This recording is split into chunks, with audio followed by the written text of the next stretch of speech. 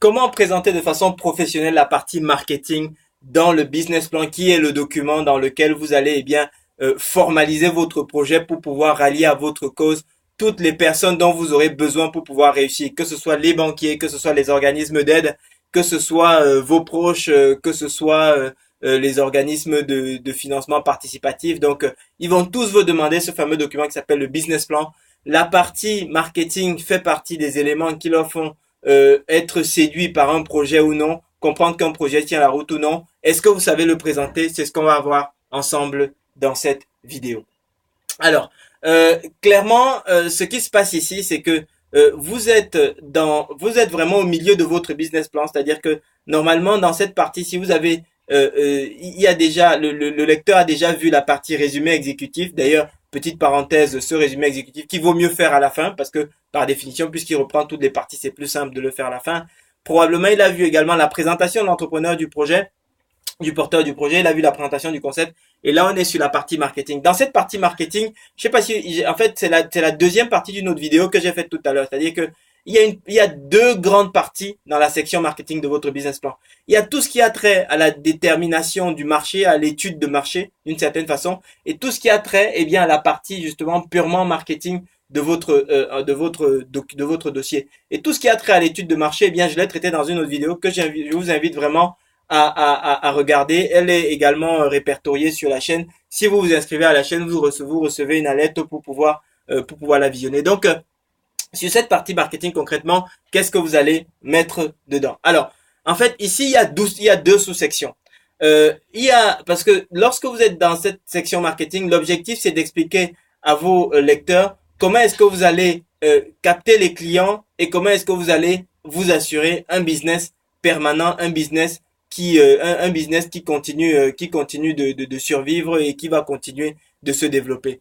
Et c'est la raison pour laquelle vous avez deux sous-sections. Une première sous-section dans laquelle vous allez présenter les techniques de captation de clientèle et une deuxième sous-section dans laquelle vous allez plutôt parler des techniques de fidélisation de clientèle. Alors, dans les techniques de captation de clientèle, de quoi est-ce que vous allez parler? Vous allez parler notamment du plan de communication que vous allez mettre en œuvre, c'est-à-dire que dans l'activité de centre auto, de garage, etc., vous gagnez des clients en étant visible.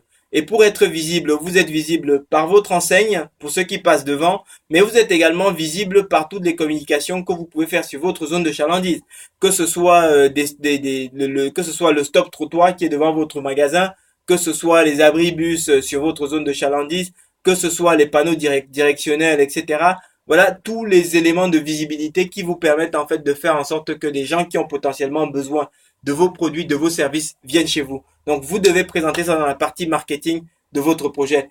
Vous allez peut-être également générer, et en tout cas je vous encourage à générer du business avec des prestations comme par exemple du remorquage, et pour ça il faut peut-être que vous soyez que vous fassiez référencer auprès d'assurances, auprès d'autres partenaires qui peuvent avoir besoin de ce type de prestations. Donc si vous mettez en place ce type de prestations, bref, quel que soit le type de prestation additionnelle que vous mettez en place, et je vous recommande de le faire, surtout si vous faites votre garage en indépendant. Si vous passez par un concept ou une enseigne nationale, une franchise, ils vont vous apporter un concept tout fait qui a fait ses preuves. Vous n'avez pas besoin de réinventer le fil à couper le beurre.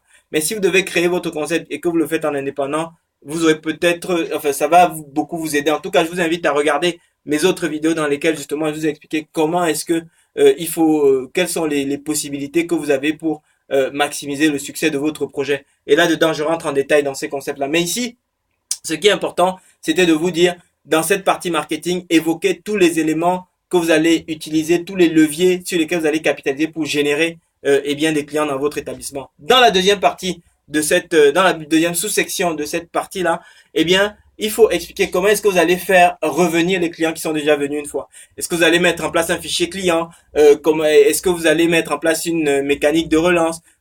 Sur quoi est-ce que vous allez les relancer pour l'entretien? Est-ce que c'est pour les entretiens périodiques? Est-ce que ce sera par exemple pour des offres spécialement dédiées aux clients existants? Donc, qu'est-ce que vous avez construit en termes d'offres marketing, en termes de marketing de fidélisation au sein pour votre activité de garage auto ou de centre auto. Donc voilà un petit peu ce que vous devez présenter dans cette section qui va également permettre aux gens de se forger une opinion sur le degré de professionnalisme de votre unité. La plupart des gens qui tiennent des centres auto, en fait, sont malheureusement pas très portés sur le marketing.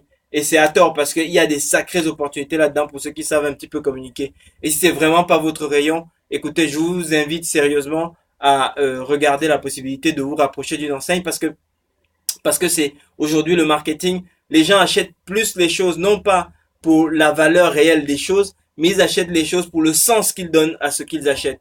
Et que ce soit des produits, des services, c'est pareil. Et le sens, ça vient par la communication. On communique, on donne du sens à un produit ou à un service à travers la communication. Donc aujourd'hui, c'est une dimension vraiment importante et vous devez absolument l'intégrer à votre business plan. Si vous n'êtes pas capable de le faire parce que c'est pas votre domaine, parce que vous n'avez pas les ressources, n'hésitez pas à regarder ce que proposent les enseignes nationales ou des groupements qui peuvent vous accompagner sur le sujet. Donc voilà ce que je souhaitais partager avec vous.